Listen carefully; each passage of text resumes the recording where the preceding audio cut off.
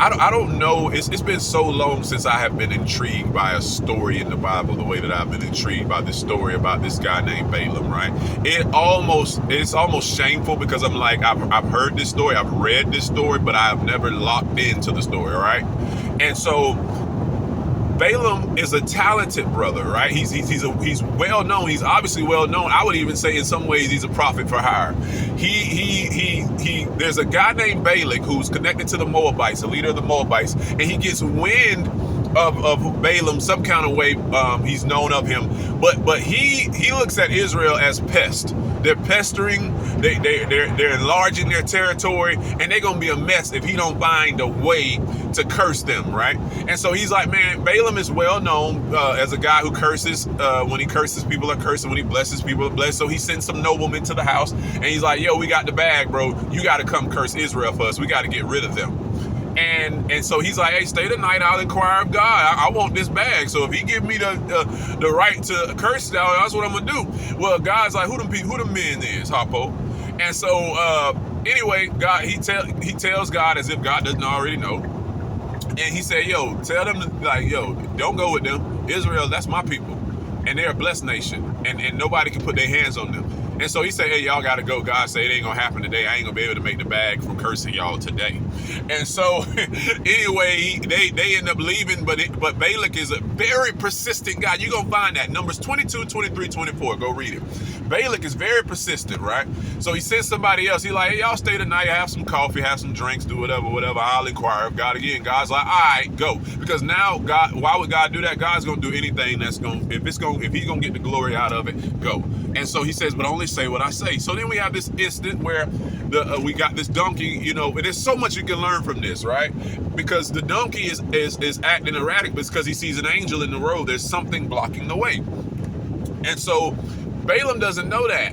Balaam just mad at the donkey. The donkey speaks, and the donkey says, I've never done wrong by you, in so many words. And so this is a very interesting thing, because in our frustration, what we will do is we will take things out on people that have never wronged us. And Balaam never in one moment was like, oh man, my donkey never acts like this. Let me find out what's wrong. This is not him. This is typically not how he acts. None of that. He mad because he's trying to get to Balak to see if he can inquire of God about cursing a nation or a people that God already said couldn't be cursed, right? So God gives him a reminder. He says, okay, you can continue to go, but only say what I say. He needed that reminder.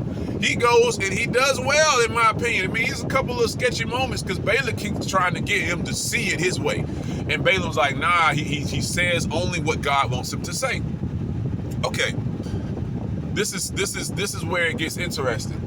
I'm looking at the story, listening to the story rather, and I'm going, okay, my boy Balaam, it was a little iffy moments. I probably would have left after the first time, probably wouldn't, right? Like we always think we better than than people in the Bible.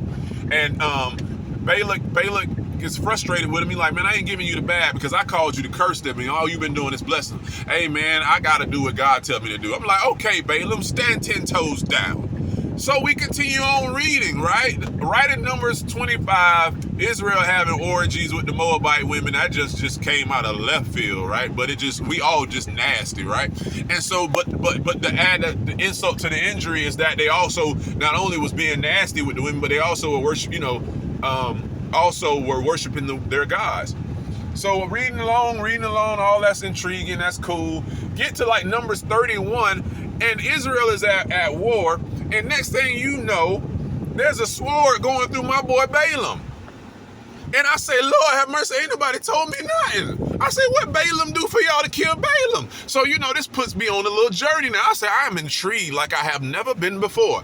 And you find out something through other texts that Balaam sabotages or acts as a stumbling block to Israel. And essentially you find out that Balaam's greed is the thing that killed him. And I am grieved by this because I'm also looking at this and going, man, he was a talented brother. He heard from God, and he still, his greed, that one thing. You get what I'm saying? That one thing.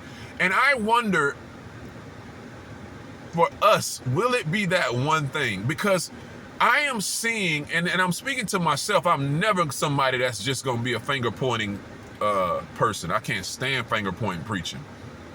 I'm speaking just also for myself. Why is it that we're saved, but we don't understand the necessity of the sanctification? That we're saved, but we don't understand the necessity for consecration. I would argue that a lot of us, it's not going to be a salvation thing. I would argue that the thing that we deal with the most is our inability to surrender to sanctification. And so I'm challenging us, I'm challenging me in these last days to be aware.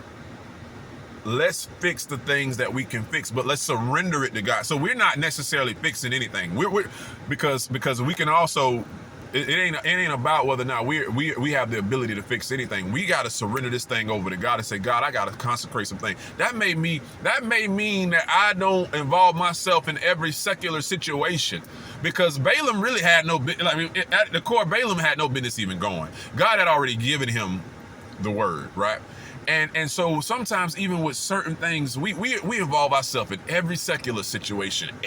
I mean, bro, I am seeing this stuff on social media, and I'm like, bro, and this is something that I purge myself of. So I'm not even trying to be super judgmental, man. God was just like, I don't even post that much on Facebook. I literally took 3-4 months off Facebook, and now I'm back on and off. I deactivate, but I don't post a lot. And I'm not bragging about that. That was something that I had to do because I was sharing stuff, saying things. And not all inherently wrong, but there are just things that God is wanting to purge us of in this time, y'all. I'm telling you.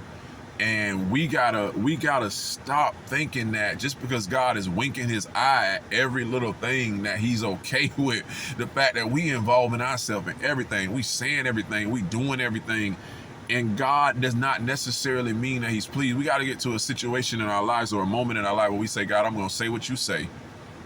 I'm only going to say what you say. I'm only going to do what you do in this season, man. And it's a challenge. We should challenge ourselves. I could go on, but I'm not. I just want it. Man, Numbers 22, 23, 24. Read it and just see what you get out of it.